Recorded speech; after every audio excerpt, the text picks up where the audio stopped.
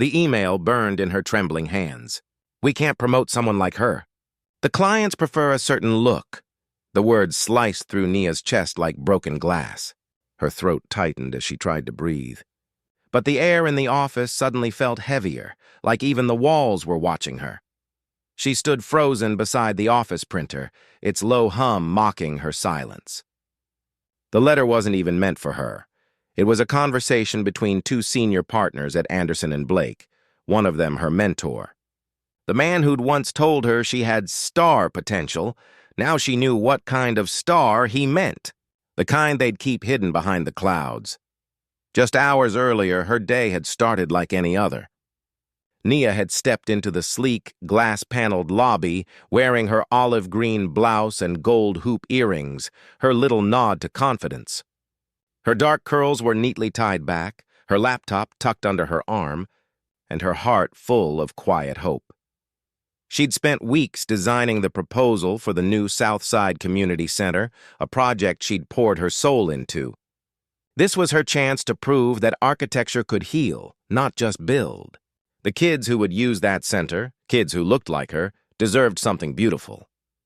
When she reached her desk, her colleague Maya waved a coffee at her. "You ready for the big meeting?" "As I'll ever be," Nia smiled, setting her things down. "It's today or never." But just as she turned to power on her computer, she heard the whispers. "Did you hear?" Someone murmured from the next cubicle. "They gave it to Matt." Nia's fingers froze on the keyboard. "Seriously?" Another voice replied. "She was perfect for it." "Yeah, but you know how clients can be." The words dropped like stones in her stomach. "You know how clients can be." She'd heard that phrase her whole life. Coded, polite, poisonous. Her pulse quickened.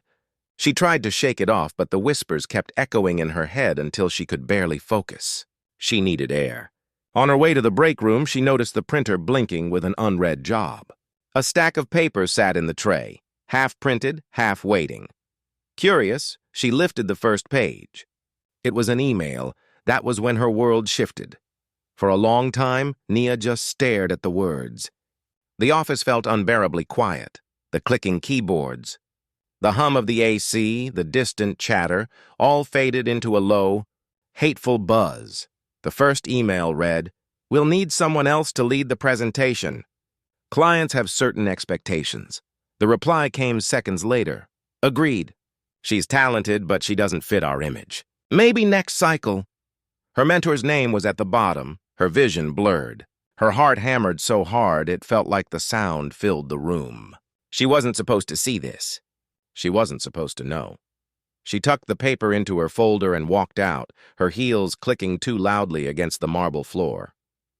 The receptionist smiled as she passed. Nia managed to nod, but her lips trembled. By noon, she was sitting alone in the break room, coffee untouched. The city skyline shimmered through the tall glass windows.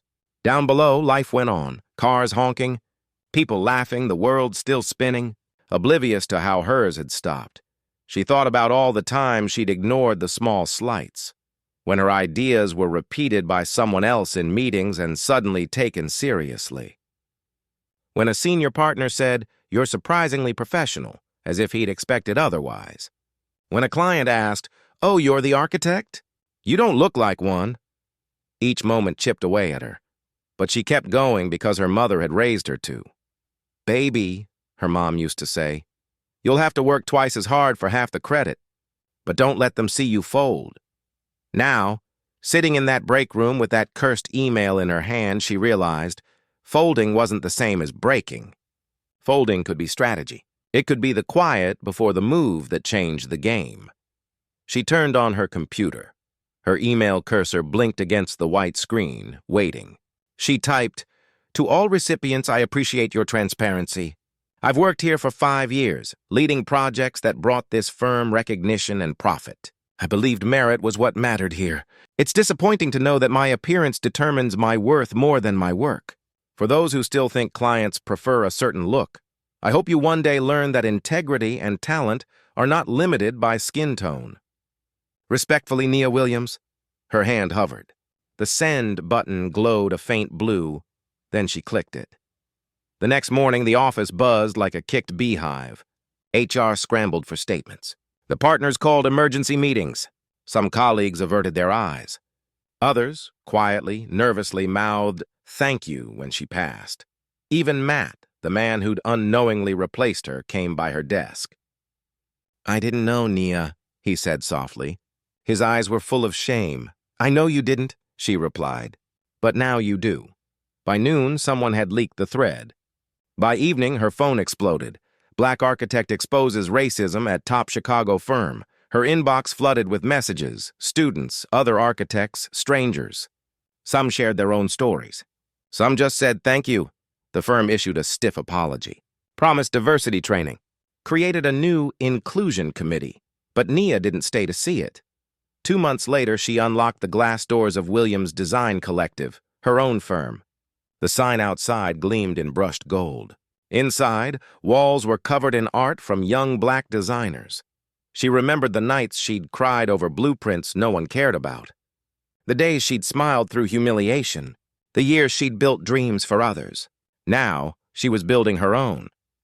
When the city finally approved the community center project, they called her. The groundbreaking day was bright and warm. Children ran around with paper blueprints in their hands, laughing. Nia stood on the stage beside the mayor, a hard hat under her arm, sunlight glinting off her hoops. The mayor smiled at her. "This project wouldn't exist without your vision." The applause that followed was deafening. But what filled her eyes with tears wasn't the recognition. It was the sight of a little black girl near the front, holding her mother's hand, beaming up at her like she was magic. For the first time, Nia realized that she wasn't just designing buildings anymore. She was designing hope, and for that, every scar had been worth it. As the crowd dispersed, a reporter asked her what message she hoped her story sent. Nia smiled, eyes shining. "That we all deserve to be seen. And when they refuse to see us," she paused, steady and unafraid, "we build our own windows."